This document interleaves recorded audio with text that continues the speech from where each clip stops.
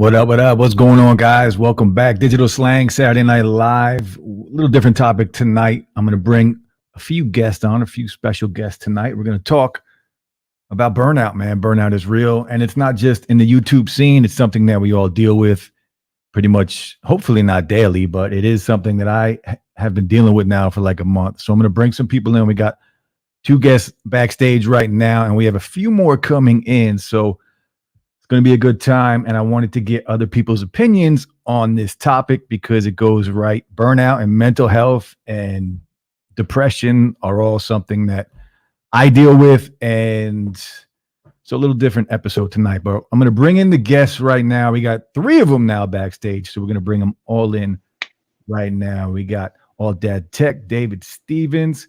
We got Trent's Tech. You guys know Trent. And of course, the man himself, El Jefe Reviews. What's going on, guys? Chilling, man. Yo. How you guys doing? I'm doing well. I'm doing good. How's it going, man? So I want, yeah. And for those that don't know, guys, I'm sure you all know who these are, but amazing creators here and even better dudes. Check out their channels. I'm sure you already are all subscribed, though. But tonight I want to talk about mental health. I want to talk about depression a little bit, and I want to talk about burnout because burnout is something I am dealing with right now big time. Like, I'm spent. And I want to get each of your guys' opinions on it and what you guys think of it, how you're dealing with it. Basically, I want to know how you're dealing with it, and then I'll explain how I'm kind of dealing with it as well. So whoever wants to kick it off, feel free. I feel like I'm gonna let you guys, one of you two, because I just started, so I'm not really fully burned out, but I have some opinions. But I'll let these two guys decide who wants to go first. All right. Sure. So, burnout's a real thing, and everyone's burnout is different. So it's not like this thing that you have to meet the criteria of you have to be going through X, Y, Z. Like, burnout for me can be different from burnout for somebody else. Somebody can get burned out from uploading one video a week to some people getting burned out from uploading 5 videos a week. People can get burned out from doing B-roll. People can get burned out from trying to be politically correct online. So generally what I do for burnout is I usually try to just stop whatever's burning me out, or I try to take like a little bit of a break from it. But if I can't take a break from it, I'll just do something different in my free time. I'll play video games. I'll post random memes on, Twitter. I'll scroll through Twitter and find someone's picture and turn it into a meme. So it's just all these different little things that I do to try and just like either make somebody else laugh or like brighten up their day. And that makes me, feel a little bit better and takes my mind off of whatever's burning me out. Nice.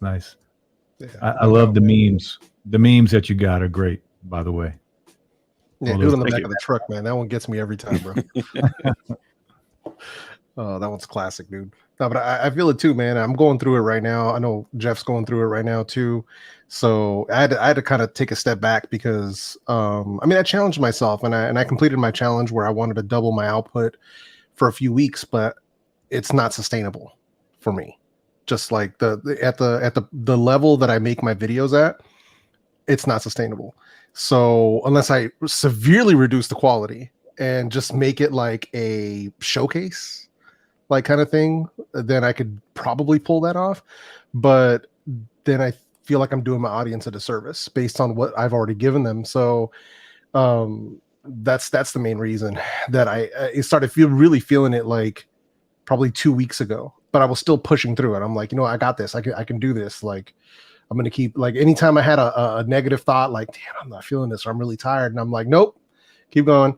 So, staying up till 3-4 o'clock in the morning, getting the videos knocked out, getting the B-roll knocked out, doing all that stuff, not sleeping, and that catches up to you really, really quick. And when I got that last video out on the edifiers, that was it. Like, I was like, usually by the time I got that video done, I would have already had 2 in the production pipeline at a certain stage, like 2 videos fully shot, and then like B-roll and other stuff kind of already sort of lined up and kind of working that stuff out and editing. But by the time that Edifier video came out last Saturday, I was like, I had nothing. Like even to right now, I have not shot anything else. I haven't turned the camera on. I've just been not doing any of that stuff. I've been more than anything watching some movies, playing video games, been hanging with my wife while she's binge watching all of Sailor Moon all over again. So it's, you know, but it's one of those things where I'm just kind of like, just kind of what do they call that, decompressing from it. So to kind of get myself back in, because here's the thing, like there's no lack of work. Like there's no lack of work with what I've got going on. So I really, that's part of the problem, isn't it? Like, yeah, especially for what we do. Yeah, you feel that pressure because if a company sends you a product, right, and you feel that pressure to get that product reviewed. Yeah. But at the same time, if you're burnt out, you want to kind of take a step back. So you're always feeling that little, at least for me anyway, I'm always feeling that pressure to get the product done. And at the same time, if I'm stressed out or if I'm burnt out, I want to chill, man. Just want to chill. Yeah, I no longer do it. Like only time I will abide to a schedule is if it suits what I'm trying to do and if it fits into what I'm doing. But aside from that, I let them know right from the gate that, well, first they got to send it to me, and then I'll even decide whether or not I'm even going to put it on my channel. Yeah. That's first things first, because I don't want to be like, yeah, I'll do a video on it before I've even listened to it, and then it sucks or it's trash or whatever, and then now I already agreed to make a video. I'm not putting myself in that position anymore. So they got to send it. We'll work it out from there. If it's not good, I'll let them know, and I'll offer to send it back, whatever. I'll give them notes to work on. But now I'm not abiding to that stuff anymore. You know, the only ones that I'll work with are what I consider friends of the channel, like Soundcore, who's been a very, very friendly to me for a long time, since that was probably the first brand that I ever worked with, in a sense of them sending me review samples when I was at like 300 subscribers or something like that. So it's been a long, but the cool thing about with them is that it's always been very low pressure, like, or no pressure at all kind of a thing. Like, hey, well, this is going to go live on this day, you know, you do your thing. And like, and at this point now, they just like, they'll send me stuff and it's like a review. Like I have a whole box of stuff they just sent me yesterday. Like, I'm like, holy crap, like, why'd they just send me all this stuff? So, but it's like no pressure at all. It's like, hey, you want to do a video on it? Cool. If not, enjoy the product, you know, and it's very chill. But for the most part now, thankfully, I've removed that pressure from myself, but it's more pressure that I put on myself when new stuff comes in and I'm like, all right, I want to get this video out. I want to get this next video out. I want to move on to the next one and keep it going. And then it's, yeah, it really wears you out. And that's not including the other shit that I want to do besides headphones, like the TCL. Like I want to do the video on the TCL. Haven't been able to get to that. Trying to do the video on these keyboards, can't get to that. Like I've got so much stuff backburnered. When I tell people that I've got at least, you know, 30, 40 videos on a pipeline, they're like, what, how? And I'm like, that's why I stopped accepting review samples for the most part at this point. Cause I'm like, I'm trying to get caught up. It'll never happen, but I'll try to get caught up a little bit. It's tough, man. What about you, David? I mean, yeah, my perspective is a little different. I've had guys like people in this room right now talking to kind of give me heads up on where not to burn out, right? Like I think everyone's kind of said it here. It's a marathon kind of thing. It's not like a sprint, and so don't get caught up in just trying to like throw videos out there. And there's always that ever question of quality or high quality content or being consistent and getting stuff out there. And there's still like, you know, some people think just get stuff out there, turn on the camera, and then some people are like, well, yeah, but you still need to kind of take your time and make sure you're doing, you know, like the fundamentals correctly.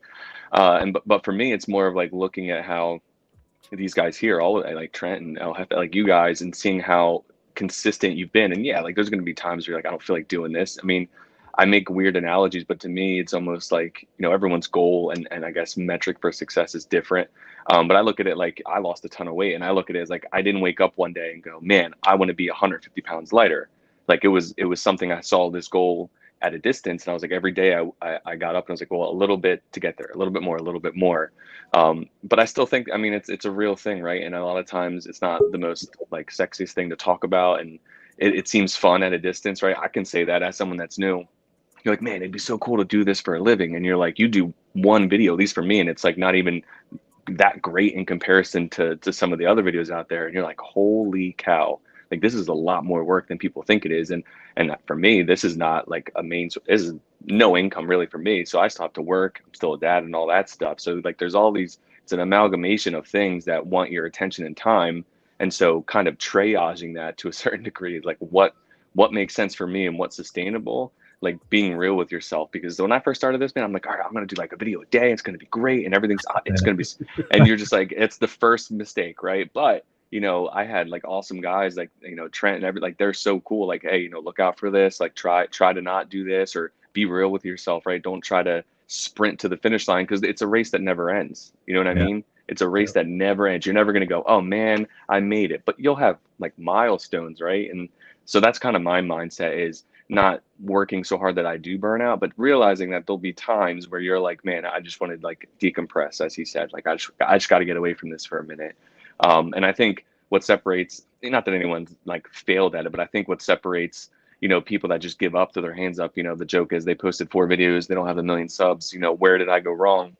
And people like, you know, everyone in this chat really is figuring out how to get through it. It may not be fun, it may not be sexy. You might have to take a week off, right? I think of Erica Griffin, some awesome creators that literally just walked away for a little bit and said, I got to just figure out my own, like everyone's supportive, do your thing. And then they come back and they're usually hitting the ground running. But I think for me starting out, I have the luxury, honestly, of sitting back and looking at different strategies and seeing what worked and maybe what didn't work that great, and then kind of building my own path, you know. So that's kind of my 2 cents, at least starting out.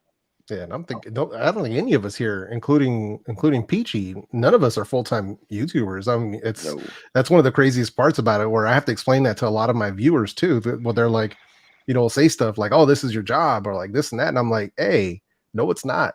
Yeah. Like I do YouTube as a job, as my 9 to 5. But it's one of those things where I still work. Like I still have a regular job, and up until only a year ago now, that I've been working with vidIQ now for a year. So up until then, the previous 3 years of me doing this was me working, you know, long 10-hour days and doing content creation at the same time.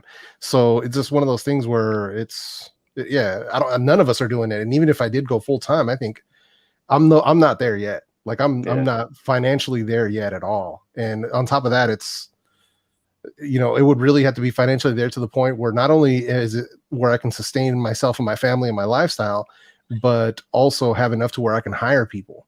And that's, until that happens, it's just going to be me until then. Maybe hire an editor at some point, but it's just going to be me. It's weird because I think for me, this recent heat wave, right? During my full-time job, I work in pretty much a hot box, right? Yeah. I make t-shirts for a living. So if it's 90 degrees outside, it's over 100 in the shop. So it's not just a mental thing for me. It's a physical thing, because 10 hours on my feet printing t-shirts all day long, it wears me out. So then when I come home and, you know, in the morning and during the day, I'm all excited. I'm going to go home, make a video. By the time I get home at 4 or 5 o'clock, I'm spent, man. I don't want to make a video. And then a way I've gotten around that is, like yesterday, I dropped a video on my, an ASIC miner, right? Mining Litecoin and cryptocurrency. And that's how I kind of change it up a little bit and make a video that I want to do, not necessarily something that I have to do, like a product that somebody sent me, something that I'm enjoying, a hobby of mine, and I change it up. I don't feel any pressure making that video. So that's how I kind of change it up a little bit, but still I'm doing that because I'm burnt out. Yeah. It's tough. Peachy, you there? I'm here, man. I don't know what's going on with my camera. You know what? I just stay to hell with it. You got me. This is what it is. You see my face. You know what I look like. If you want to watch my videos, you go watch my videos. All good, man. Jesus, your camera's burnt out, man. Man, I'll tell you what, my God. And this is that thing. This goes right into the burnout, right? Like one little thing goes wrong when you have a regular 9 to 5. One little thing goes wrong. You try to streamline your entire setup to get everything done the right way. And it's just like you spend 25 or 30 minutes screwing around with equipment when you've already missed 25 or 30 minutes of just raw A-roll. That's 3-4 videos for me. And so now I've spent 3 or 4 videos worth of A-roll just screwing around trying to get my tech to work. In reality, it's just like, you know what? Forget this. I'm out. I'd rather, like, I don't want to fight with this. This isn't my full-time job. So it's super easy to get caught up into it. The point of, you know, Slang, when you were talking about having a full-time job where you go, it's 100 degrees. I want to come home and you know what I want to do? Nothing. I want to do nothing. That's exactly what I want to do. Or you come home to me, it's nonstop questions from my 3 kiddos. I love them. I love them all to death. I really do. Being a dad's the greatest job on the planet. But it's nonstop questions. I get questions like, I got one right before bed that was like, Dad, if you had 3 wishes, what would the 3 wishes be? Jesus Christ, I don't know. My God, that's deep. It is 9:45 at night, son. I have no idea if I had 3 wishes. Sheesh. Existential questions right before bed, bro. Like, bro, he hit me right between the eyes with that question. He's 9. Yeah. That's wild, man. Yeah, I mean, you gotta, I guess, find ways, man. And that's the bigger thing, is that I think we all put a lot of pressure on ourselves, and I know I do, and it's associated with the pressure and the guilt of not creating. And I talked about this the other day. I forgot where, but I was talking about how oh right, we were in that room, the clubhouse room. But I have a dream, I have a vision of what I want my life to be like, and this is a part of it. It wasn't always from the beginning, but once I started seeing that I was able to do this, and I was able to do it well, and that people actually responded to what I was bringing to the table.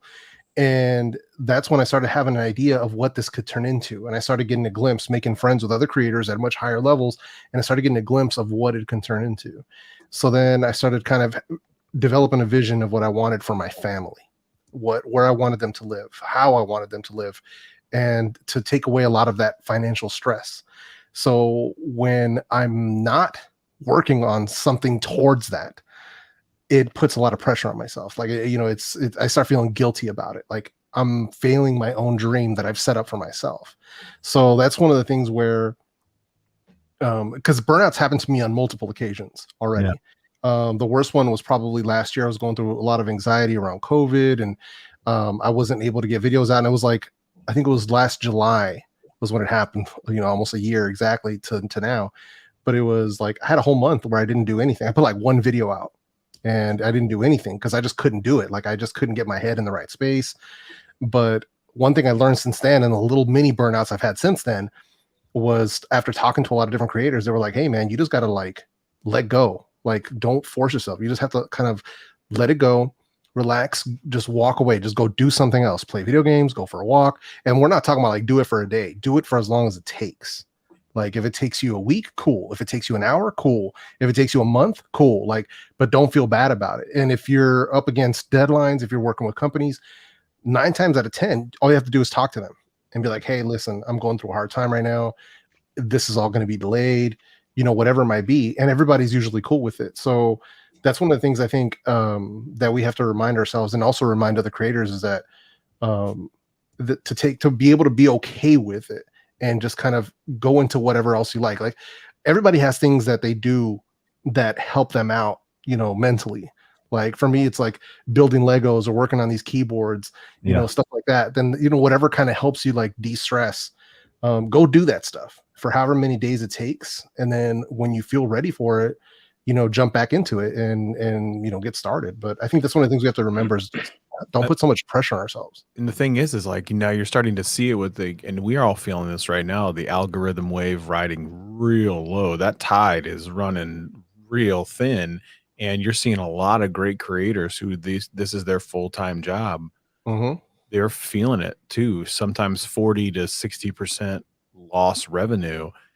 And so it's one of those things that even as a full-time job, they still feel the same remnants that we do, and they still get to put out the same level of videos that they are accustomed to in the kind of the how do I want to say this? It's 10 o'clock at night. It's slang, and I'm all thrown off with my camera stuff. So I'm trying to still get into this. It's like the idea is like, even though this is their full-time job, they still get to feel this. So it's not a matter of quantity at that point. Is the quality never suffers with a lot of these creators, but they still feel the same remnants, which I got to be honest with you, is one of the single biggest reasons why this will, and I'll go on record and say, this will never be a full-time job for me. Never, flat out. I don't aspire for it to be a full-time job for me. I aspire it to be a side gig for me, totally, because it's fun. It's a blast. I enjoy it. I have zero desires to ever make YouTube a full-time gig for myself. Hey, It is. healthcare is expensive, man. Hell yeah, it is. Crazy. I pay healthcare for the business. It's insane, man. All this. Mhm. But Insanity. it's a great side gig, right? YouTube is fantastic for something like that. For me, I'm trying to replace, like when I'm burnt out, I'm looking for something I don't want to come home and do nothing, right? I still want to do something. It just doesn't, I don't want it to feel like work. Yeah. Like Jeff said, like building Legos, or like for me, it's Call of Duty, or if it's nice out, going to shoot the hoop, going to shoot basketball. Or today I thought about going to the driving range and hitting some golf clubs. And Hey, I see you working. yeah, man, something has to replace whatever it is that's burning me out. But I want it to be fun. I don't want it to be something that feels like work. And the thing is, it's like I have a really so in the job that I have, my professional me, so I work for a financial company, and I have to constantly be on there. What I have found, though, is that YouTube has helped me become a better professional. One of the big things that I've noticed is like in my storytelling abilities, when I have to make PowerPoint presentations or anything like that, YouTube has really helped me become a better professional. And I think there's a lot of skills that people just do not give it a lot of credit for. A lot of skills that you can learn as a content creator that can go into so many different pieces and parts of the world. You can be a better creator. You can tell better stories. You can be much more cognizant of what you're trying to be. You can become a much better public speaker. You can become a speaker at work to where doesn't matter who's in the room, you're going to always be able to just kind of knock the socks off of everybody in it. All that stuff I learned from YouTube, and that was one of the biggest reasons why I got started. Yeah. And real quick, for everybody that's listening, burnout is real across the board. It's not just the people in here that are YouTube creators. Hopefully everyone can get something from this, because in all aspects of life, you're going to suffer burnout, or just hopefully not depression, but we all suffer from it here or there. So for anybody that's listening, just not about YouTube and creators. This is for everyone. Amen. I think I'm now working on getting an iPhone as a camera at this point. So I'm going to dip out for a second. They come right That's back. what I'm talking about, Scott. Damn it. I was gonna say, I think one thing, especially being the newest person on the block, is that it looks so glamorous. At least like, when it comes to tech and product reviews, and really any type of reviews where you're getting, early access, you're getting something given to you. It just looks so glamorous. How could you be burned out? They're sending you all this stuff, and I'm like, dude, I've been sent very I've been sent very little, and I'm like, the pressure, like right away, like especially for me not knowing like what the unwritten rules are, so to speak.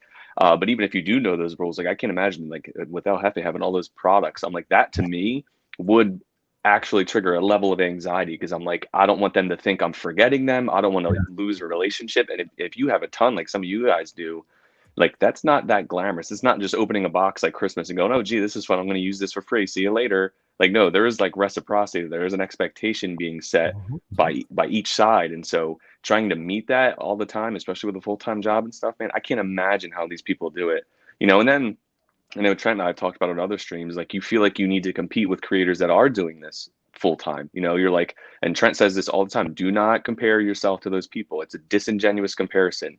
He's like, you need to just focus on yourself. Obviously the fundamentals are obviously going to be there, and there's transferable skills that Scott was talking about. Absolutely. I agree with that.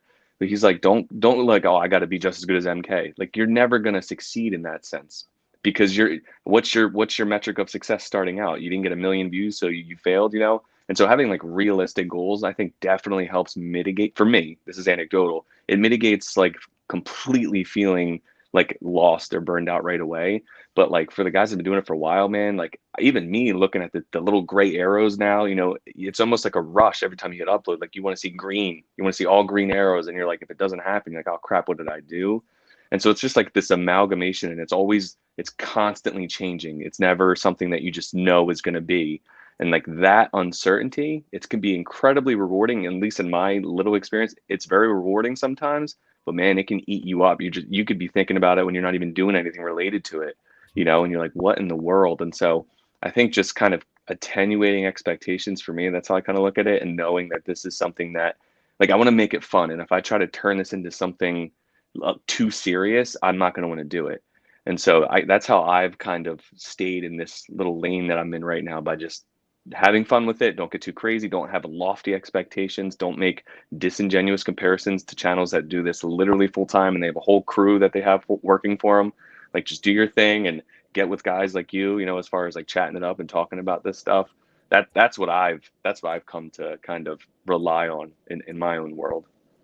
The community is fantastic, right? If you ever need advice, I mean, everybody in here has been very welcoming to me. And I've talked to a bunch of you. I've talked to some other creators too about some of this stuff. And one thing that I've learned, like you just said, David, is not to compare yourself to anyone else. And that's something I've been able to do pretty well. I don't compare myself to anyone. And as a matter of fact, I've talked to Technically T about this. I don't even look at anything when it comes to the algorithm or how my videos are doing. For me, it's about the whole process from start to finish, right? I was always that guy growing up that would never finish anything, right? I would start 100 different things and I would never finish one of them because I had so many other things I was trying to do. So every time I make a video, create a video from start to finish and then hit publish button, I'm content. Whether that video does well, whether it tanks, I don't care. I don't care. Not one bit. I don't care if it gets 10 views or 10,000. I don't care. I'm happy that I finished something and I move on to the next. And that's kind of how I'm looking at YouTube moving forward. Like if it turns out to be a full-time gig, great. But like Scott said, a side hustle, absolutely, all day. I just need to stop burning myself out with the rest of my life. Yeah, man. I think that's one of the things, and I think, and David touched on it too, is managing expectations is a big thing. And I think when I got hired with vidIQ and I was doing my initial interviews and I was talking to Travis, you know, who I work directly with, Travis MCP, for those who aren't familiar, the biggest thing he told me is like 99% of this job is going to be managing creators' expectations. And I was like, really? And I didn't realize how powerful that was, what he just told me, because we work with a lot of newer creators. We still work with some higher end clients as well. But it was just one of those things where that, to me, having to have that conversation over and over and over with creators, it helped me kind of change my mindset about it as well. Because it was one of those things where if you go into it with a lot of different levels, if you go into it with lower expectations, it leads you to less disappointment. It kind of works in that sense as well. But it's just one of those things where it's about putting less pressure on yourself. And it's tough for me because I know for myself, I'm competing with myself. So it's one of the things where I want to hit a home run every time. And that's a me thing. So like, I'm not out here looking like I want to make sure my video is doing better than Slang or doing better than GameSki or whoever. Like that's not me. For me, it's like, can I get this video to do better than the last one? Can I make sure that this is working well? Implementing the things that I teach to make sure that I'm being a good coach for all the people that I work with. So it's a little bit of pressure I put on myself in that sense. And I don't tell people to do what I do in a sense of how I look at uploading, how I look at the algorithm, how I track my analytics. So that not everybody's going to do that. Not everybody wants to do it at that level, which is fine. I'm just a geek about that kind of stuff. So that's why we're in it. That's why I work with a company like vidIQ, which is all literally like data geeks. So it makes a lot of sense. But for some people, it's too much. For some people, it's first, it's a learning curve of what everything means and what it does and how it affects your content. But also, secondly, when it isn't going well, it also can mess with your emotions if you're too deep into it. Yeah. And that's where you have to watch out and you have to kind of pull yourself back. You know, for me, it's one of those things where if something doesn't go well, I'll look at it and I'll be like, okay, how can I make any adjustments? And I'll make some adjustments. And if it goes good, cool. If it doesn't, okay, fine. No biggie. But that's kind of where I step away, because once you upload it, then you're just like, that's it. Most people, they upload and they walk off.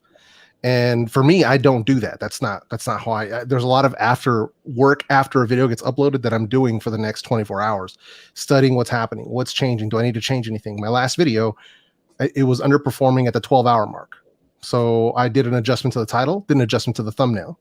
Thumbnail actually adjusted after 6 hours. Performance picked up, click-through rate picked up. So I'm being cognizant of that stuff. for myself. Do I suggest everybody go out there and do that? Is that the right method? Hell no. But this is just me. Yeah, This you is got to do what works for you. Absolutely. Right.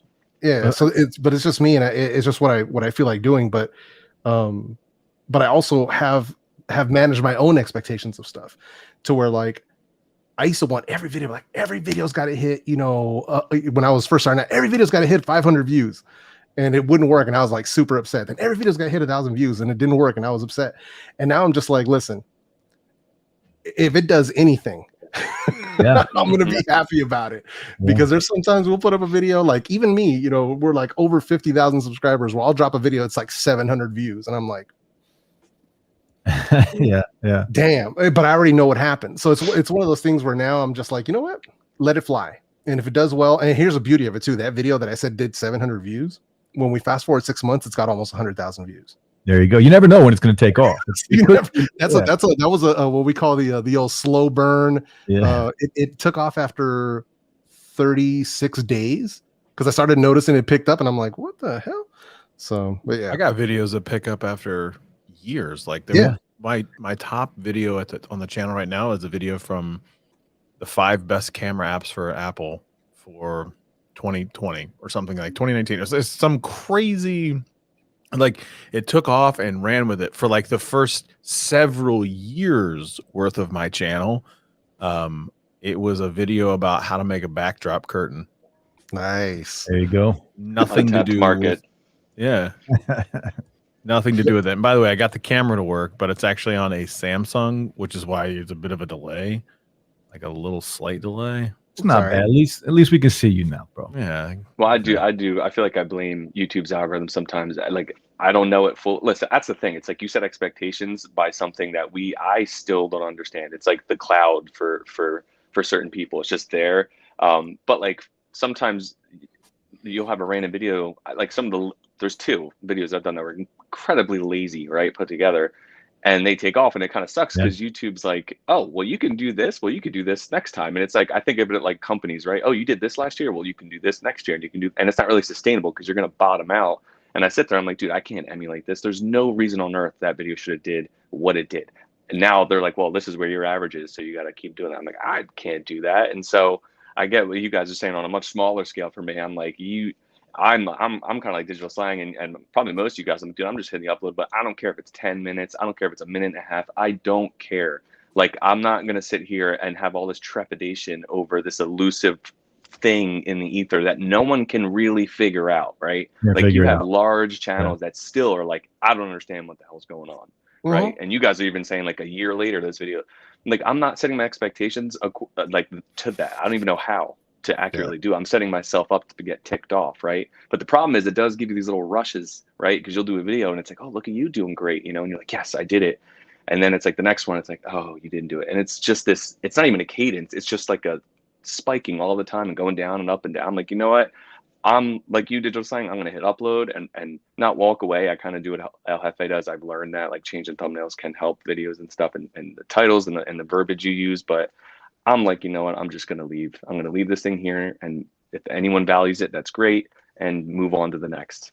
But that's what it is. Trying to figure out can drive you crazy because you could spend 3 hours on a video, just like a talking head video like this, upload it, and it could take off. Or you could spend 3 days on a video and have insane footage and B-roll and all this stuff that you put together, a whole script, and it tanks.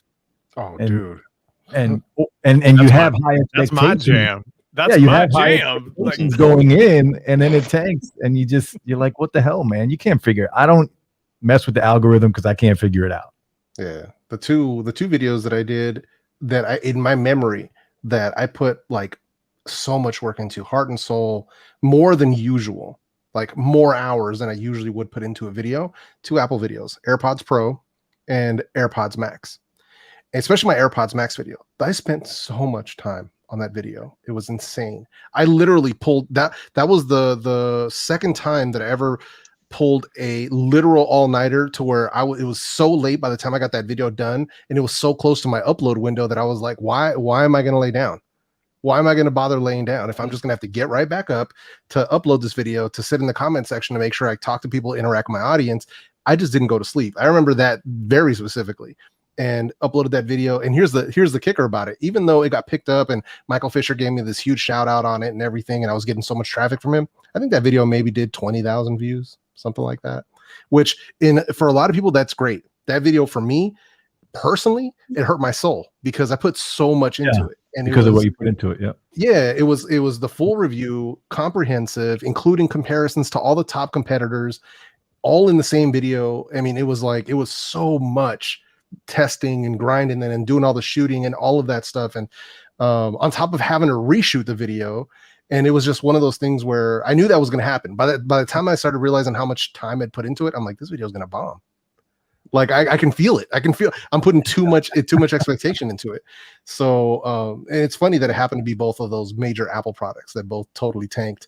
But it's just one of those things where at this point now it's just, upload it and let it roll. And now setting limits too. Like I have a hard alarm on my phone now that when it reaches like 2:00 in the morning, it doesn't matter what I'm doing. Just I have to drop everything and go lie down.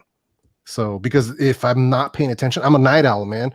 So that's why I tell people, like, I'm not playing when I say that I record videos between 12 and between midnight and 3 in the morning.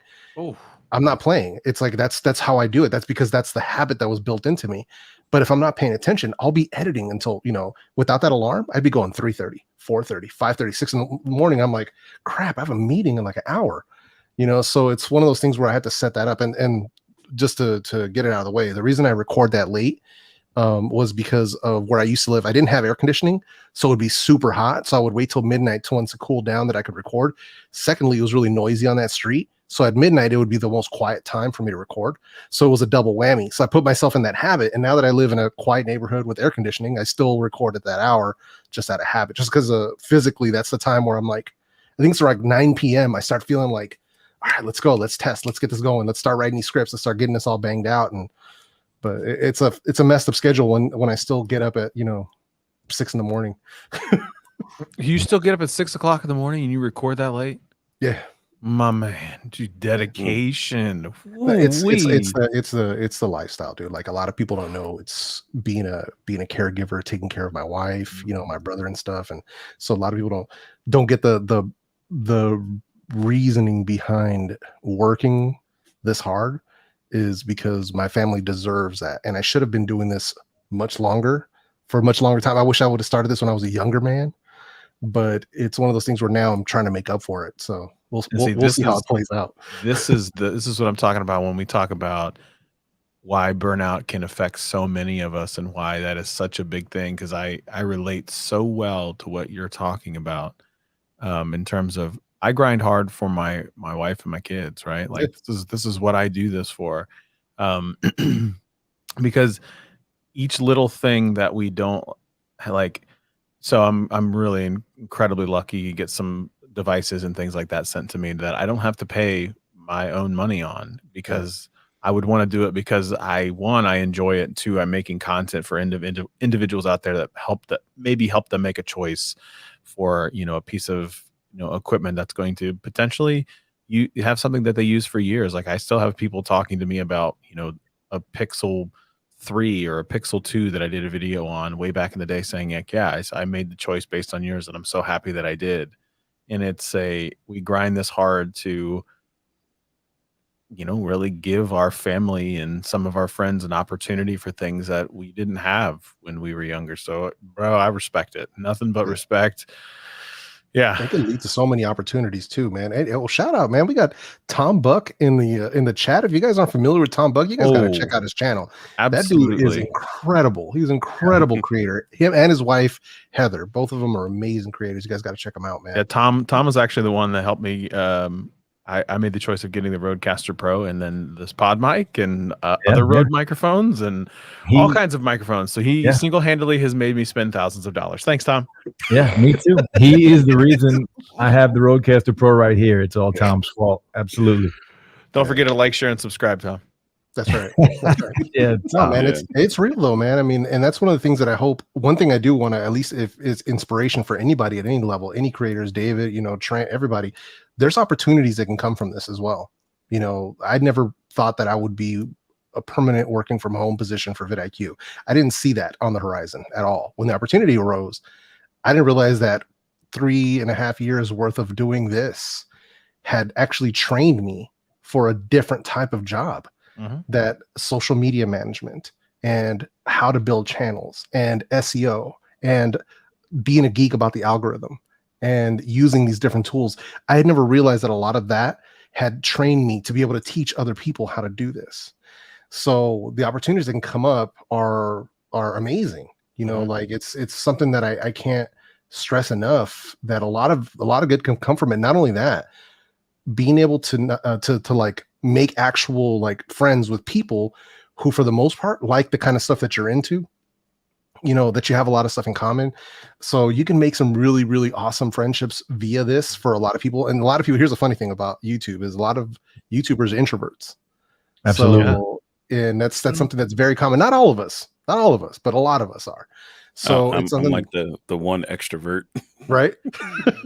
I put on the But it's like- facade because I have to for work and everything else. But I'm definitely, if I had my choice, man, I'd be at home, kind of doing my own thing. That was it. Yeah. We I talked love about this last night on a stream about the introverts. I had Latrell Jennings in here, another creator, and he's a big time extrovert. And we were talking about the differences, because I'm an introvert at heart, man. I don't mind staying home at all. Yeah. So YouTube, especially now that I'm divorced, it's just me and the camera, and I don't mind it at all. Don't mind it at all. But you had your lady here the other day, right? Yeah, she my ex-wife and I were still really close, still best friends. So I wanted to support her on her journey. She was in a fitness competition. Oh, nice. So I was just trying to promote her and her journey in the competition. She ended up getting third place. So it was a big deal in her first competition. So I just wanted to have her on and, you know, help her out. That's what's up, man. That's good. One of these days, I'm going to run into a Best Buy, man. I know you're at that Depper Best Buy. Yeah, you know, we only live 5 minutes from each other. We're so close. Yeah. Oh, man. I was at Best Buy today, bro. I was over there today.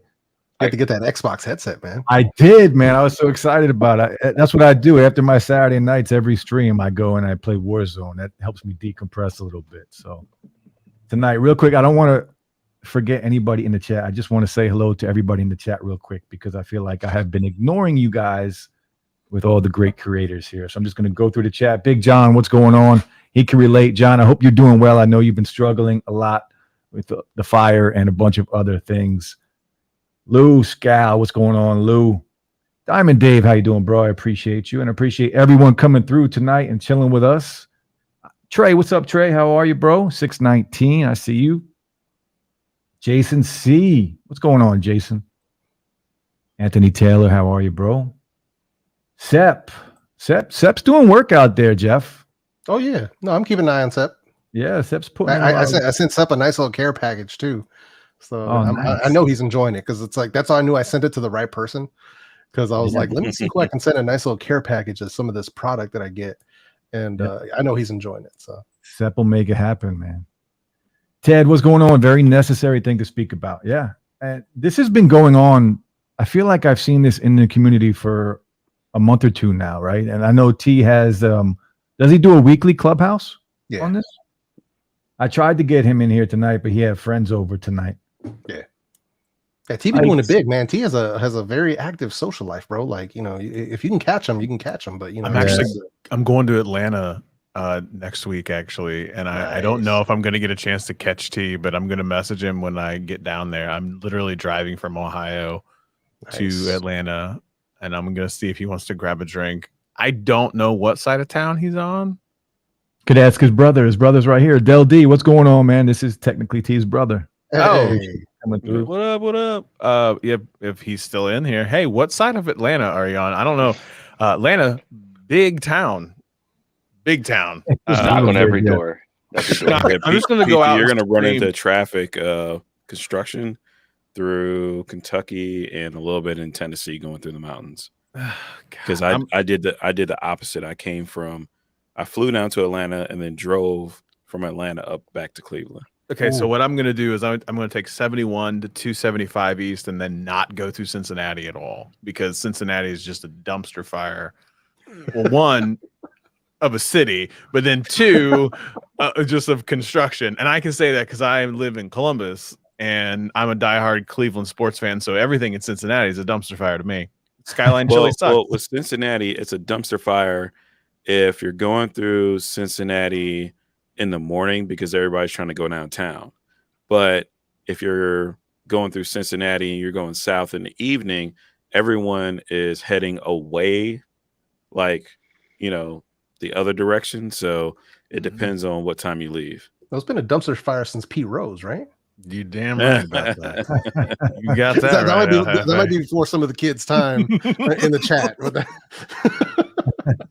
But yeah, you can just hop on 71 and then take 75. That's You what know I'm your doing. directions, man. Look at this guy. Yeah, man. It's what we do in Ohio. I'm the worst It's driver. gonna be fun, I've man. driven all over the East Coast. I know And so many good highways drive, that it's ridiculous. And Trent's got one hell of a drive. Like, not a drive like beep beep in a car. I mean, drive as a golf swing. I used to bring it up every live stream I'm on with him. Still the best Happy Gilmore swing I've ever seen. I'm just gonna say it. Yeah, You gotta refresh that tweet. You gotta refresh that tweet, man. You gotta bring that one back up again. I think I forgot who you So shared good. it on. It was Oh good. yeah. So good. He's like, wow. So I kind of want to do this for everybody in the audience who may not. Let's say you don't follow the whole burnout thing. I'll just put you into the shoes of a YouTuber, right?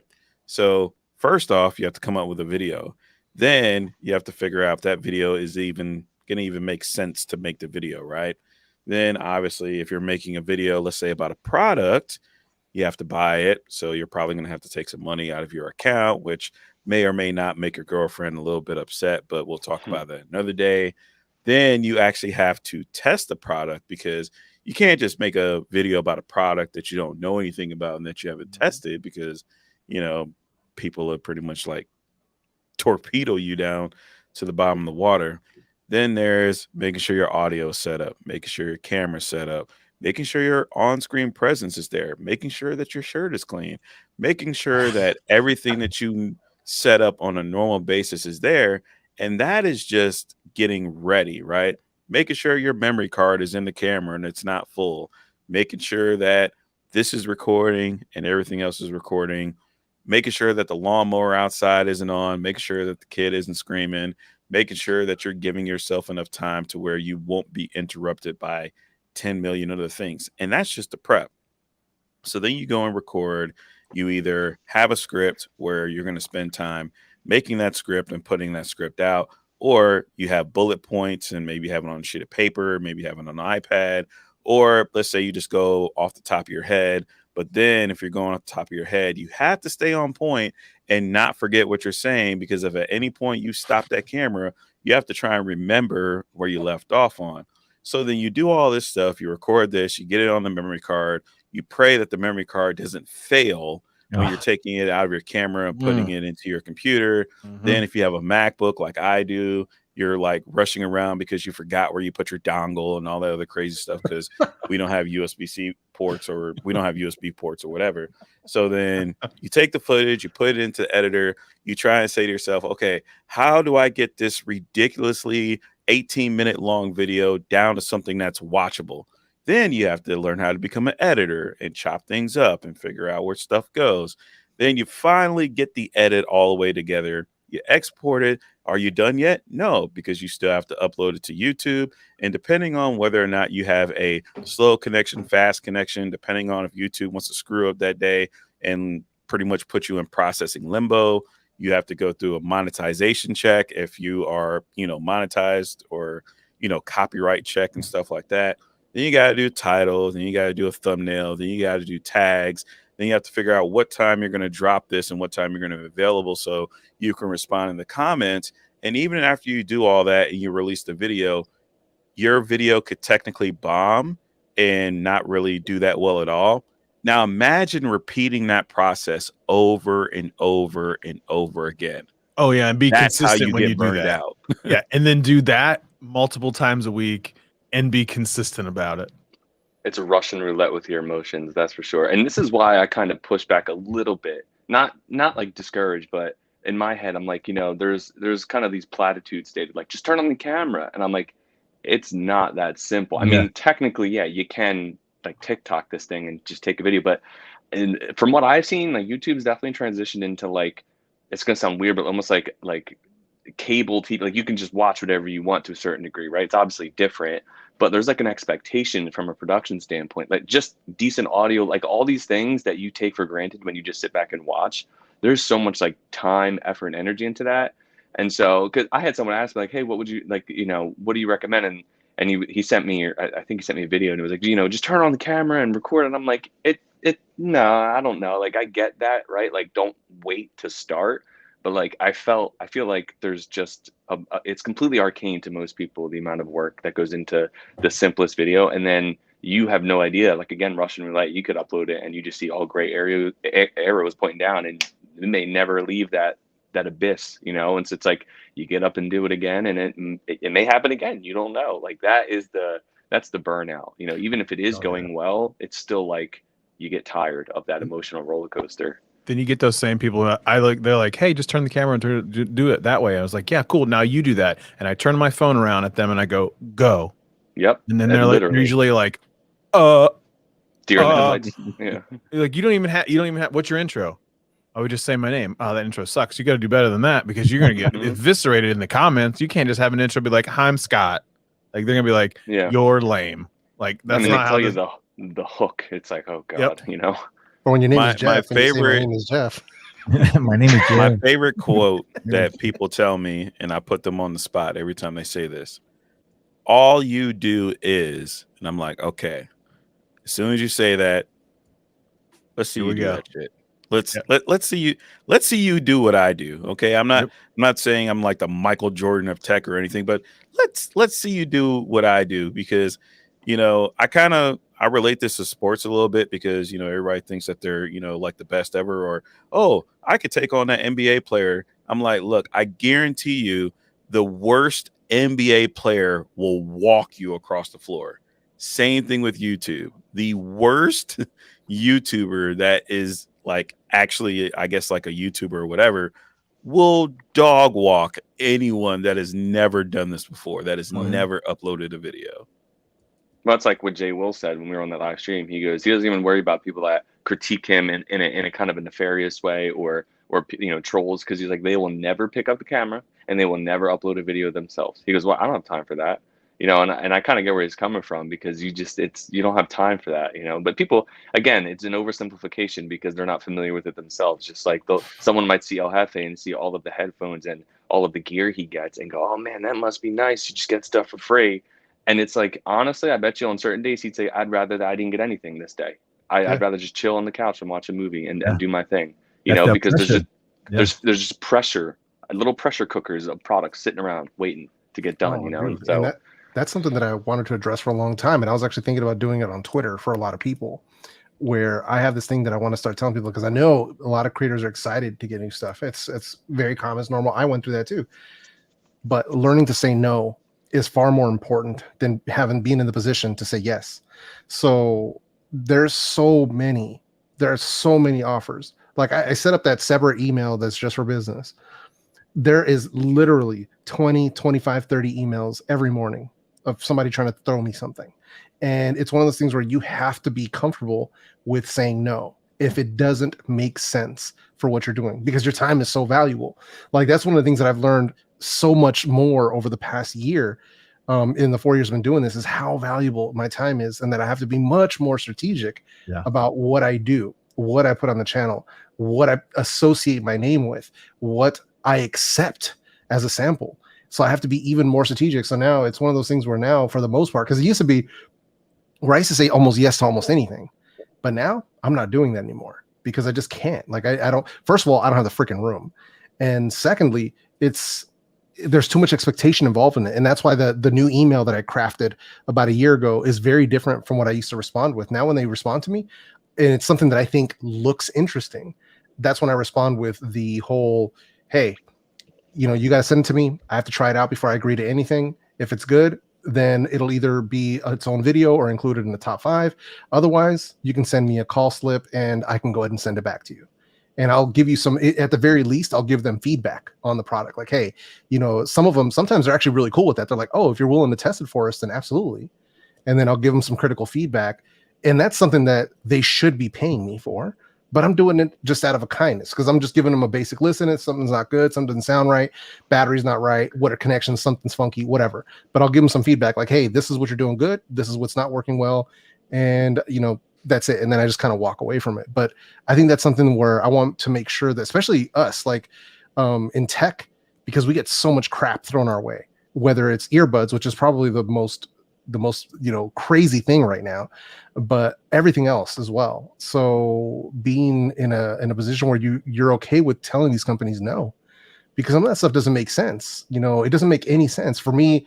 Like right now, if somebody just offered me some random ass earbuds from somebody I've never heard of, and there's nothing different about them at all, I can't spend 20 to 25 hours of my time making that video with no return on investment for that time that I invested in, unless it's something that's like really life-changing. It's going to make a huge difference for my audience. If it's going to make a difference for them where it's something that's so great and it's going to save them so much money that it makes sense, then okay, cool. But aside from that, I just can't do it. So I think that's something that something to keep in mind as creators are coming up, is that be okay with saying no. You don't have to say yes to everything. Even if it's free, it's not worth it, because that's the same thing what David was saying. It's like a little box of expectation and pressure and anxiety. It's literally how I was looking at things when I said, you know what, that's it. Like, it was like back in June, where I was like, only if somebody who I'm already made an agreement with wants to send me something, then cool. But anybody else, I'm saying no. And I've already had to pass on certain opportunities that were like, I've been wanting to work with these guys forever. I can't do it. I can't do it because I just don't have the space. Yeah. Another thing to really keep in mind is the idea of what works for some may not work for you. Like, and another perfect example is, like, I see a lot of tweets out there that talk about like, well, you should have these companies pay you for, testing out their products, this, that, and the other. And like Jeff had just mentioned, like, providing some of this feedback for free. Yeah, they could pay for it, but in other instances they don't. But one thing to keep in mind is, like, and this is especially true for me, is I can't take payment from other companies because of my regular 9-to-5. I literally can't. And so, as nice as it would be for me to be paid for by other companies, if I want to keep my regular 9-to-5, I don't have the luxury of being able to do that. So not everybody's situation is like, I know we see a lot of tweets out there talk about like, know your worth, know your worth, know your worth. I totally agree with that. And if you have the ability to do that, go for it. But don't criticize some of us that may not take that know your worth part and get paid for something simply because we can't. Yeah, that makes a lot of sense, man. And that's something that, you always have to make sure that you base it on your own lifestyle and what works and what doesn't work for you. So that's something that's really, really important. But I think more than anything, it's about finding ways to alleviate the pressure we put on ourselves, especially people like where I have to deal with, adult freaking ADHD and anxiety and stuff like that, where I have to put up with that stuff. So little things like this build up on me.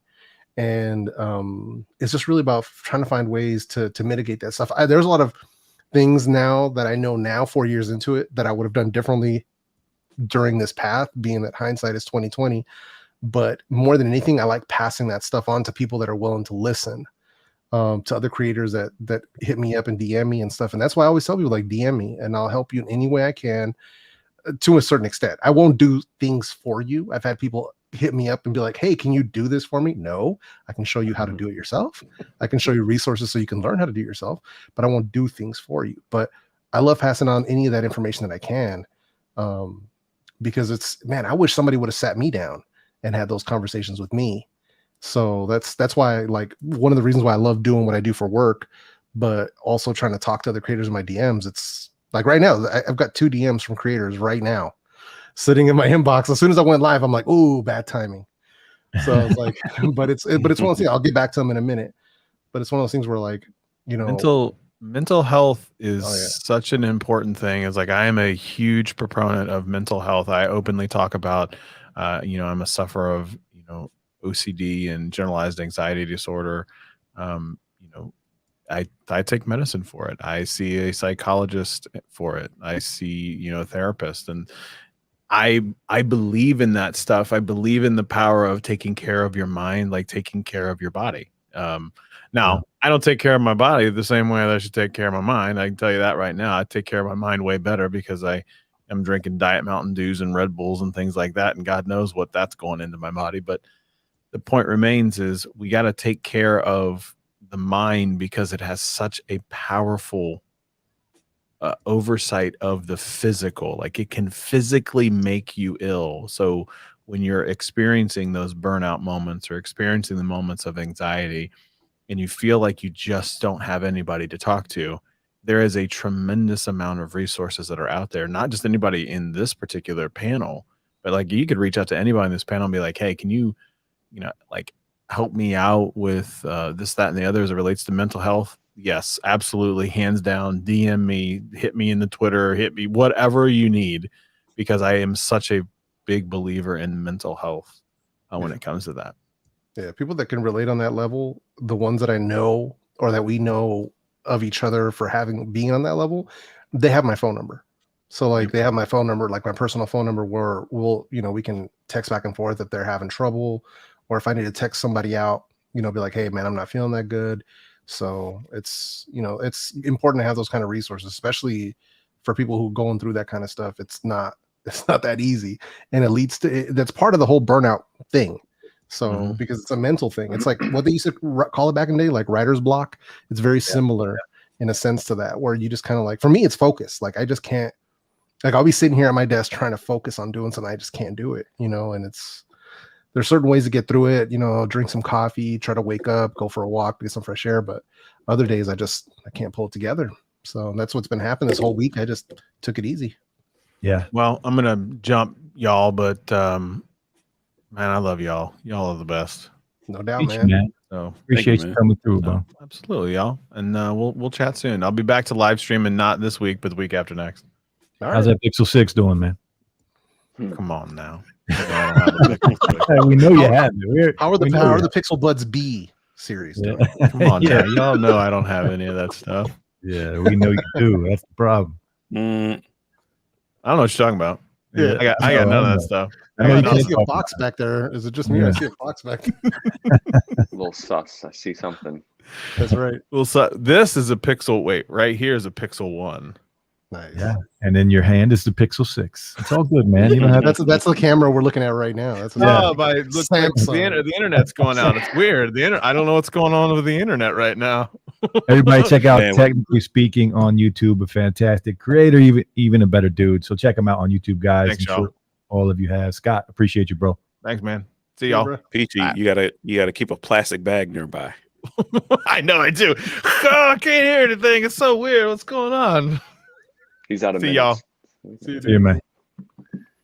So for me, when we're talking about the mental health thing, what I've learned is that my feelings have to be stronger, or not my feelings. My mind has to be stronger than my feelings and my emotions, right? Because my emotions and my feelings are working. It's going to make me sad. It's going to make me feel burnt out. It's going to make me feel like I don't want to do anything. So my mind constantly has to, I feel like, get stronger. And for me, that always has been a physical thing, right? I've needed to do physical stuff to get to that point mentally, right? For me, it's all one and the same thing. So growing up, I was an athlete, and then I worked out for all my life, and then I was injured. Then I got a really bad back injury in my 30s, and that put me into a deep, deep depression, which led to divorce, right? And it led to depression is actually what led me to YouTube. Honestly, I needed an outlet to do something because I couldn't work out anymore because of my back injury. I couldn't play ball anymore because of my back injury. So I needed something to do. And I love tech. And I was like, I'll just start a YouTube channel. Why not? And then, you guys know this, the YouTube channel was stolen. Yep. Right? I did YouTube for a year, built it up, pretty good size after a year, and that was stolen.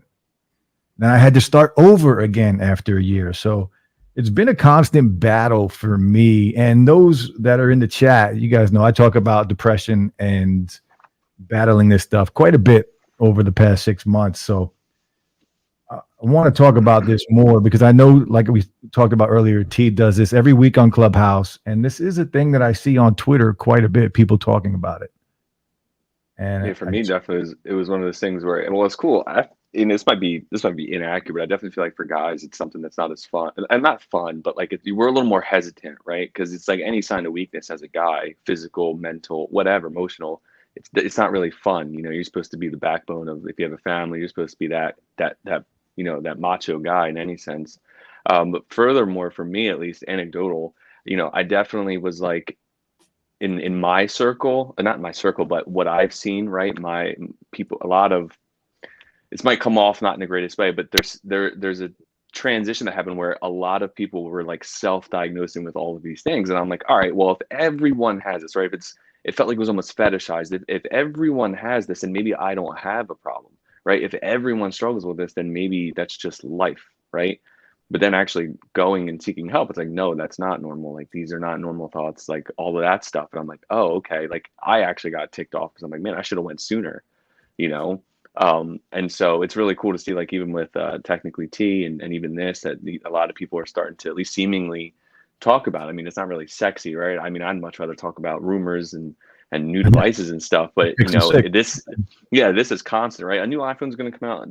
That's going to happen, right? It's cyclical. Like, we know it's going to happen. It's fun, but this stuff, man, that can make all of those things really irrelevant sometimes. And so it's definitely something that, I say this to people I talk to. I got excited when I actually sought help, and yeah, I take stuff for some of the things, but it's amazing, right? Because you're like, oh, this is what it's like to be normal. You don't even realize it until you get to that point. And so for people that I talk to, I'm like, man, like, don't be prideful, dude. Like, you could have a completely different lifestyle, different mindset if you just went and talked to somebody, like your doctor. Go somewhere, right? There's like resources. It's still a little, in my opinion, it's still a little too challenging. I want to see it be a little easier, right? Like, you have, I know it's just a weird analogy, but you have urgent care. Like, I want something like that for people that go, man, I don't know, is there something wrong? Like, can I talk to someone?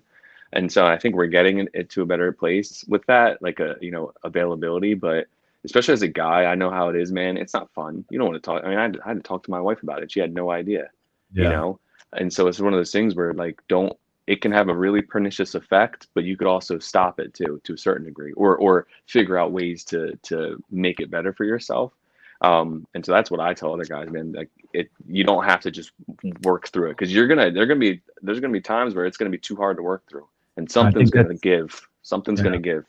I think that's a fantastic point, is kind of putting your pride to the side, right? Yeah. Like, whether you're a single guy like me, or you guys have wives and girlfriends, and like, yeah, you got to put your pride to the side and seek help if you need it, man, or just talk to somebody. Talking to somebody can make a huge difference. Huge difference. I think talking to people, I mean, anyone can definitely be helpful more than nothing. Talking to the right person can be crucial in getting you right where you need to be. Because I know I went through it. I went through therapy myself a few years back. It was great for what I needed, because there was answers that I needed for the things that I was going through.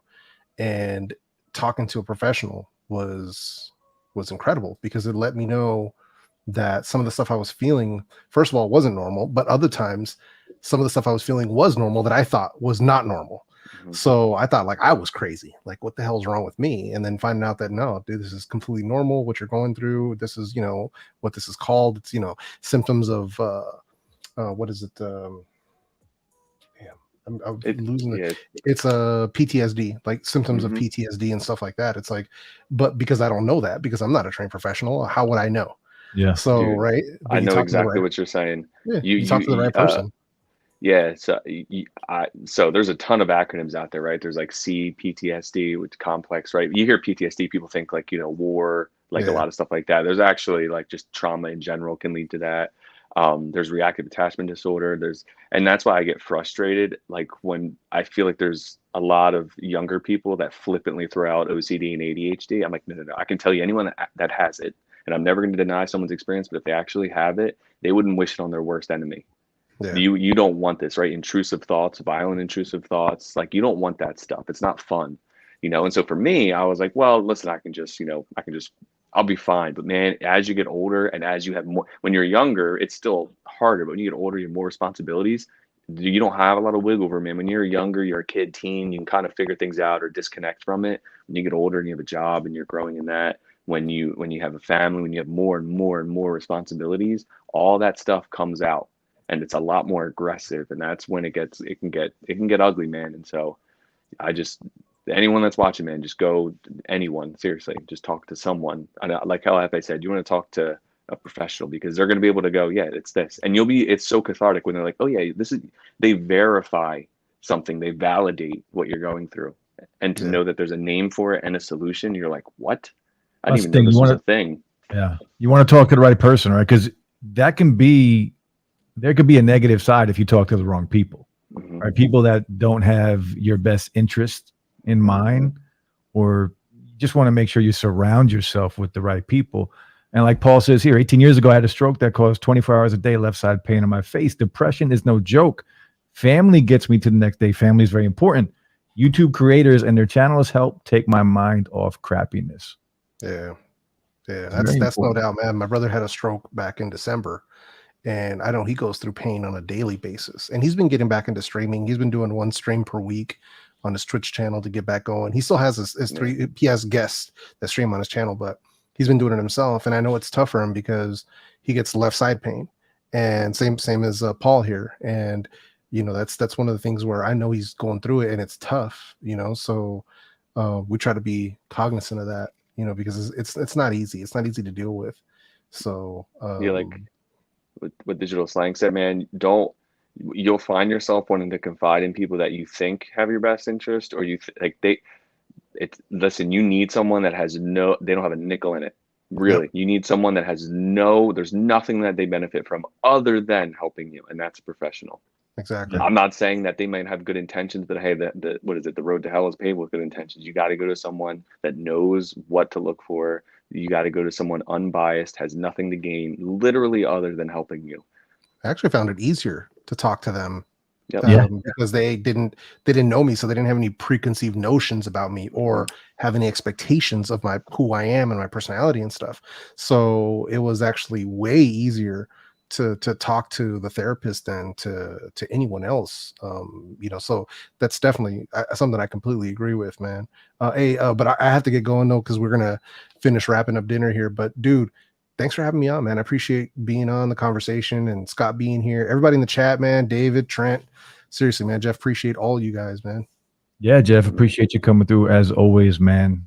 Definitely looking forward to your next videos. I hope your brother is still getting better. How are you doing, real quick? Because I know you had some health problems too, didn't you? Yeah, no, we're still going through my stuff, man. I'm just trying to get better. That's all, man. Just keep working on my energy levels.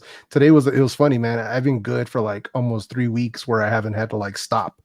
So for a lot of people don't know this, like we don't know what's happening with me.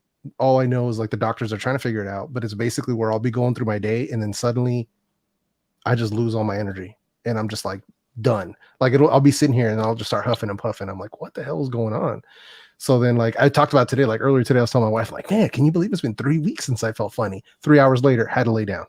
Wow. It's like, come on, man. Wow. So yeah, but it's one of those things where I'm still going through. So we're still trying to figure it out, man. But just trying to get better, trying to get my energy levels up. I got Vid Summit coming up. So I definitely want to make sure that I'm good to go for that, because that's going to be a marathon for like 4 days straight. So, yeah, I wish I could go, man. I had to choose between Vid Summit and CES, and I can only do one. So I'm going to do CES this year or next year. Yeah, no doubt, man. All right, fellas. Well, you guys take it easy, man. El Jefe, right, thank you, guys. Check out El Jefe's channel. I know all of you are subscribed already, but one of the best out there on YouTube, guys. One of the best guys around. Thank you, brother. Appreciate you, man. See you guys. See you, bro. Man. Yep. And then there were three. Trent, what are you working on right now, man? I just dropped a video earlier on today about the air tags.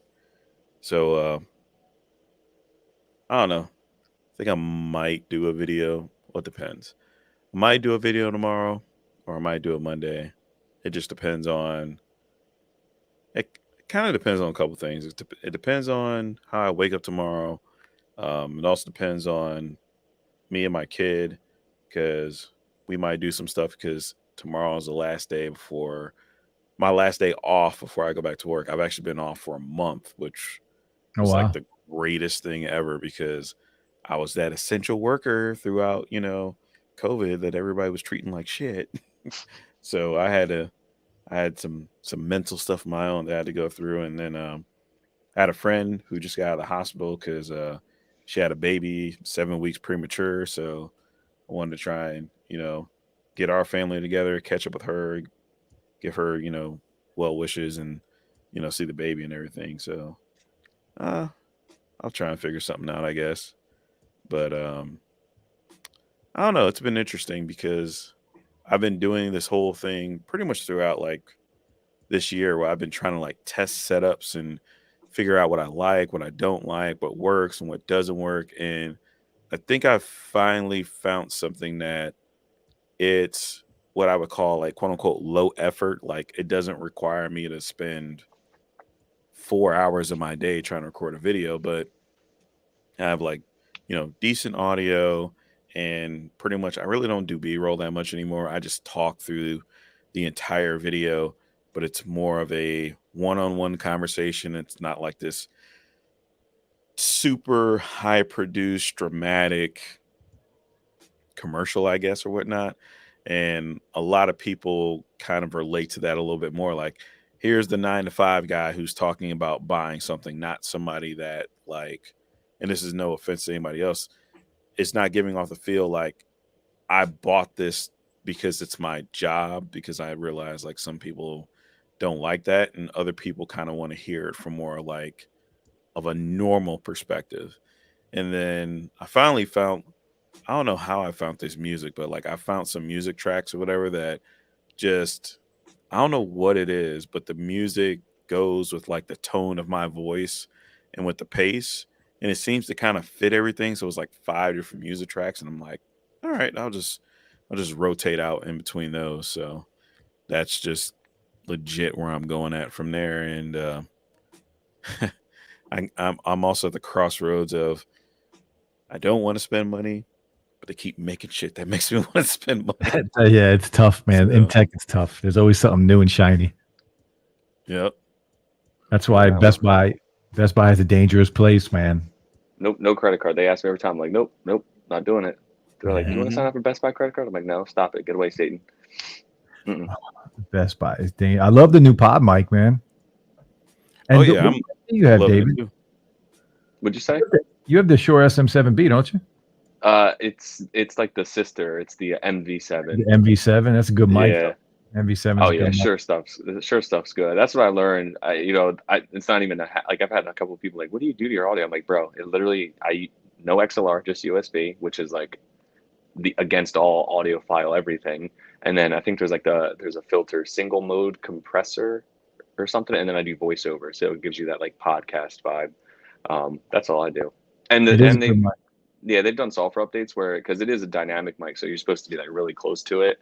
But they've done something with the software where you can almost like it like automatically reads if you start backing away, it'll pick it up better. And when you get close, you don't get any I forget what they call it. There's an audio term for it when you back away and you come Noise closer. It's really or just closer and proximity. further away. Proximity effect. Thank you. Yeah, they call it proximity effect when you go off axis or something. But that's what I use. But I piggybacking off of Trent. Me, I don't I suck at camera stuff and B-roll, and I don't even like, I like doing it, but like I don't at the same time. So like I think we're kind of doing the similar kind of setup where it's just like we're talking about stuff that interests us. I'll insert some funny gifs or gifs, but David's audio in his videos I appreciate that. I try. I got the fundamentals down, right? Get the audio good, get the good enough lighting, and see what happens, as they say. You're gonna do well on YouTube, bro. You have good quality and good videos. I like your content. You're gonna do really well. Yeah, I just gotta stop pissing people off. That's all. You're always gonna piss somebody off, man. You're always Hey, gonna. listen, this is true, man. That's why I stay in. Listen, I do my thing. But yeah, I appreciate it. And honestly, it's not on me. Like Trent's helped me out. I mean, I don't even think technically Trent, El Jefe, Juan Carlos Bagnell. I've had some big channels on my like before I had like 100 subs. They were like, hey man, like you need help, let me know. Like that stuff, that's invaluable, man. Like that's great. Like I think he helped me out. I'm like, yo, my homepage when you got to my channel, he was like, oh yeah, you got to go here and do this. I'm like, oh, I didn't even know that YouTube Studio that don't do anything for anyone. I swear they break it more than anything. But it's just nice to have, I consider it, I know everyone's metric for success is different, right? When usually you say online content creation, it's like, well, you want to make it your full-time job. And yeah, like that'd be cool, right? But for me, it's just like I have anyone that is willing to listen to me ramble. I don't do scripts. You can tell. Watch any video, you will know there's no script.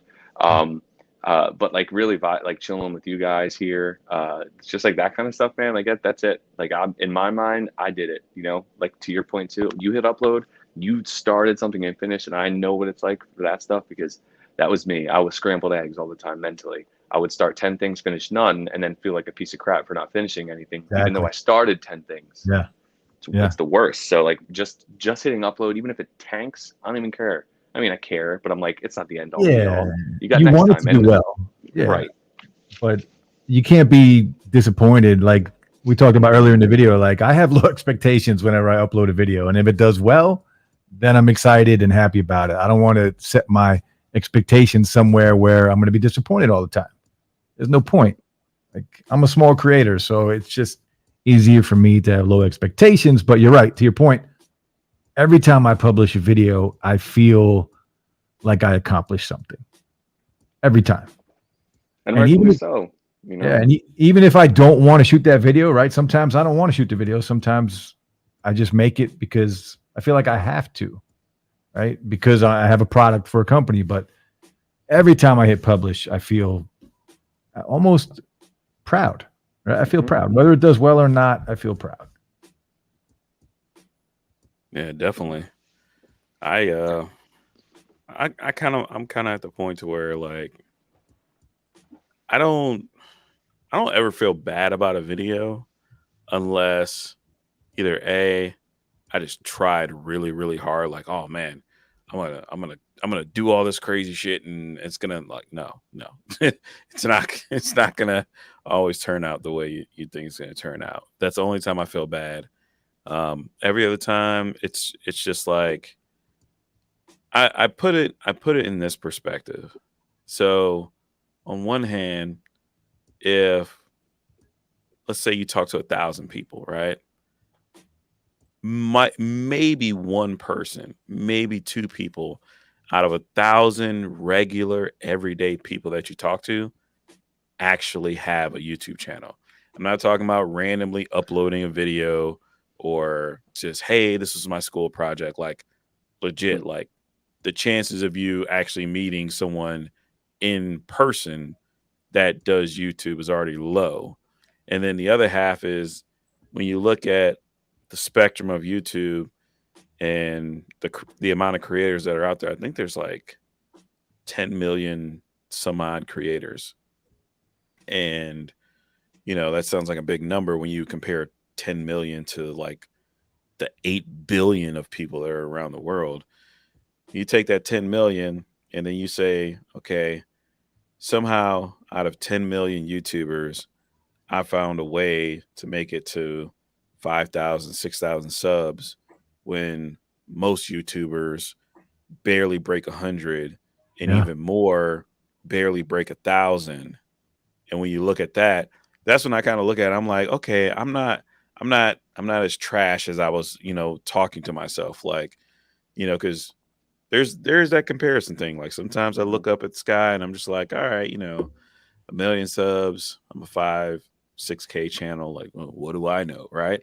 But then you have to realize like how big of a disparity there is between you and someone that has a 10 sub channel. Like I've gone through that process of, you know what, I'm going to try and start another channel. I already know everything. And I started another channel and I was just like, I wouldn't wish that on anybody else. Like I might wish it on my worst enemy, but on any other regular person, I would not wish for them to start from zero with no resources, with no help, with no one to talk to.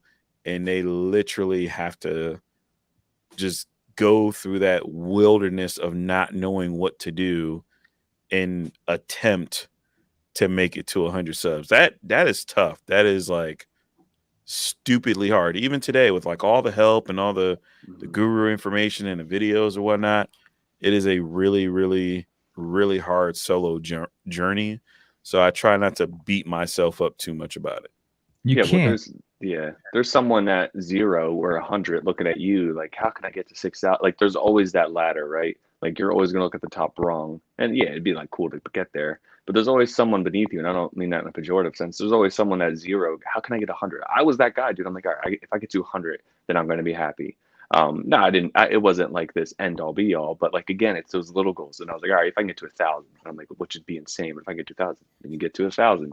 Now I'm close to 4,000. That's not like clearly that's not a flex, right? I'm not saying in that sense, but it's good, when we sit here and say, don't compare. No, like you can have goals, right? And you can beat yourself in a good way, right? Like, hey, I want to get to this number by this time. Those goals are good. In fact, I think it's good to have goals like that across the boards with anything, but Yeah. realistic goals. It's the unrealistic ones where you're going to get caught up in like you're self-defeating. You're setting yourself up for failure, and as someone like, even as again, a weird of an analogy as it is, I mean, probably weightlifting's the same way, but with weight loss, you don't wake up and go, well, you know what, tomorrow I'm going to lose 150 pounds. No, you chip away at it. And that's how I'm looking Yes. at this. Yeah. And if it gets to a point where it is, blow up, like whatever that is, that's great, right? But to me, it's like this, it's a walk. It's a long walk instead of this like marathon. I feel like Trent knows how I feel about a lot of I call it bro science when it comes to YouTube, right? And I think certain elements of it is predatory because it's all chalked up to like, if you do these 10, they frame it like, if you do these 10 things and you tag this video perfectly, you may hit 1 million views and get 100,000 subs in one video, but you got to do this. And I'm like, yeah, no, like it's the fundamentals that you probably should just work on, and finding someone in your niche, whatever vertical you're in within YouTube, like collaborate with other people or DM them. Like people are, dude, John freaking Rettinger from Techno Buffalo. You can like him or not like him. I think he's a pretty cool dude. He's been doing this forever. He has 1 million or so like sub. Like I reached out to him and he hopped on a call with me. So you'd be very surprised at what people will be available for you because they know what it's like in your shoes. They know what it's like to not know what the heck you're doing. And they also know there is a lot of BS out there. There's a lot of people, I call it kind of Ty Lopez. This isn't everyone, but like this, knowledge, you got to listen to me and I'll get you there. I don't buy a lot of it. I think you got to dive in healthily head first and just figure it out and make friends along the way. And everything else will happen. But it'll be a byproduct of those things there. That's how I view it. It's definitely a grind, right? Anybody that thinks it's like a get rich quick thing is sadly mistaken. Like this is a long grind. Some people blow up. It's not normal though. Like this is a long journey that you have to be willing to commit because it's going to take some time to grow. But if you put it into perspective, like Trenton was saying, like somebody has 10 subs, somebody might have 4,000, 5,000 subs, 20,000 subs. Imagine if you were just in an auditorium and each one of your subscribers was in there and you were just talking to them, right? Because every time you put a video up, you're talking to those 5,000 people, right? Imagine you standing on a stage talking to 5,000 people. That is a lot of people. It's a ton of people. So I try and keep that perspective like, all right, I don't have that many subs, but it's still, I appreciate the amount of people that are just willing to sit here and listen. The 19 people that are in here right now, like the fact that 19 people are in here right now on a Saturday night listening to some dude from Jersey and 2 other guys that are doing the same thing, I'm happy with that. Yeah. And here's the funny thing about all of it. Like, what Scott was saying earlier, like I would be definitely afraid to make this a career because I look at my own job, right? So I work in IT and my salary is around like 46,000 a year, right?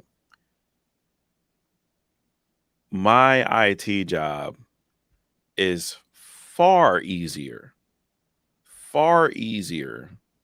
than it is to do YouTube full time. Like straight up, if I had to choose between one or the other, hands down, I would choose my job. I would choose my 46,000 that I'm going to get. It's pretty much guaranteed. All I have to do is show up to work and be, a competent worker. I don't exactly have to work harder than anyone else. I just have to do my job and make sure things are good. I really don't even have to improve that much. Might have to get a certification every once in a while, but as long as you do your job, no one's complaining, nobody cares. The the amount of stuff that you have to do to even let's say bring in $1,000 a month on YouTube, right? And sure, yeah, there's affiliate programs and all that stuff, but I'm just talking about on YouTube AdSense wise or whatnot. Like, you got people that are doing the most, like 8 hours a day, still doing this stuff, and some of them may not pull 1,000 in a month. Then you have times where, and we all talk about this, where in December ad rates are up, so everybody's like all happy, they're pumping out their videos, everything's a good time is right about to happen for Christmas. The minute January 1st comes, everyone is hating life. Everybody on YouTube is hating life. Everybody's revenue's down. Just imagine if you went to work and like your paycheck is normally, let's say it's like $1,500 every 2 weeks or whatever, and then for a whole month your paycheck is $200, and you're just like, crap. Now I got to stick this out until things speed back up. And on YouTube, things really don't even speed up until like the middle of February because of like Samsung or something else. But that's just like the tech side. Like, all these other different niches have different, up and down periods or whatnot. And there are times where your channel could be obsolete. Like, let's say if you made a channel based off of one thing that was popular, aka let's say fidget spinners, and then you're like, oh man, I'm getting all these views, all this stuff is coming in, and yada yada yada. And 3 months later, okay, no one cares about fidget spinners anymore. Your entire audience doesn't care. Come up with something else, or your channel dies. Other thing about YouTube, there's no unemployment. There's none. It's all on you. If you fail, it's on you. If you succeed, it's on you. If you go broke, it's on you. If you decided to invest in a product and it doesn't get the views, it's on you. So here's why I returned my fidget spinner. Yeah. Hold on, you gotta do this. Here's why I returned my fidget spinner. Right. So and then they go buy it again. Why I was wrong about that fidget spinner. How you gonna get? You got this. See, Stupid. I think for me, I would like to do this full time one day, but it wouldn't be my only source of income. Right? For me, it's about earning passive income and having multiple legs of income coming in at the same time. And if I can do that, then YouTube can be my daily, if I can achieve the rest of that. But I wouldn't just rely on YouTube. If I wanted to do this full time, I would definitely have to have other streams of income coming in to support in case YouTube, well, for those moments.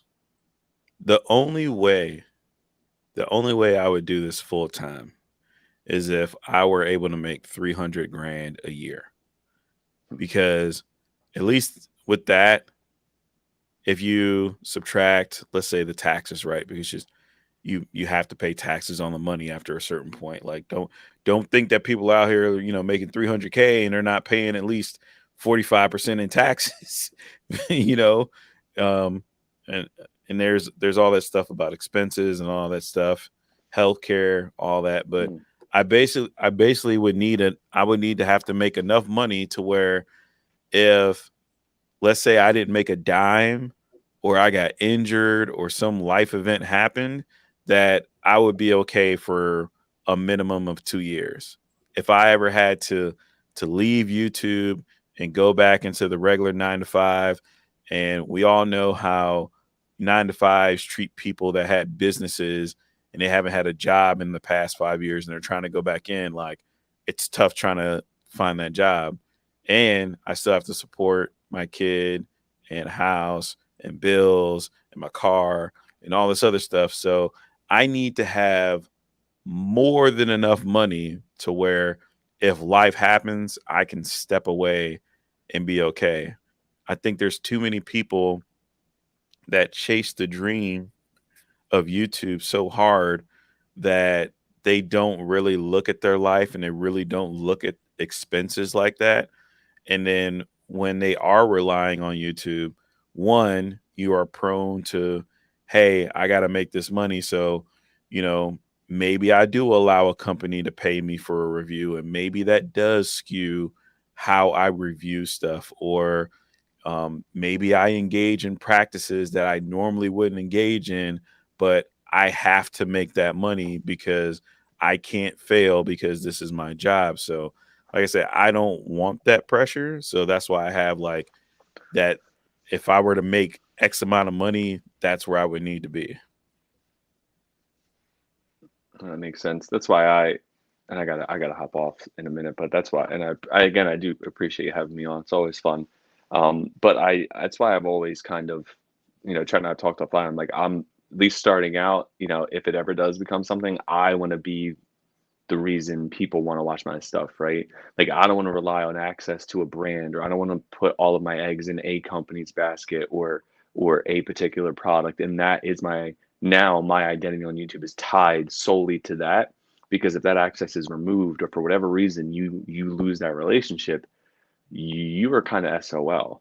And so that's why I prefer the content where I'm just giving my opinion on something, because that's the only thing I have at the end of the day. You can remove these products, remove everything, but I can always have an opinion. And if other people value that, right? And I know opinion and reviews, there's a cross pollination, but like, you're coming to be entertained by me, sometimes informed, sometimes I'm just snarky, all of the above, right? But you know what you're getting when you come to me. And so it, like, in an ideal world, right?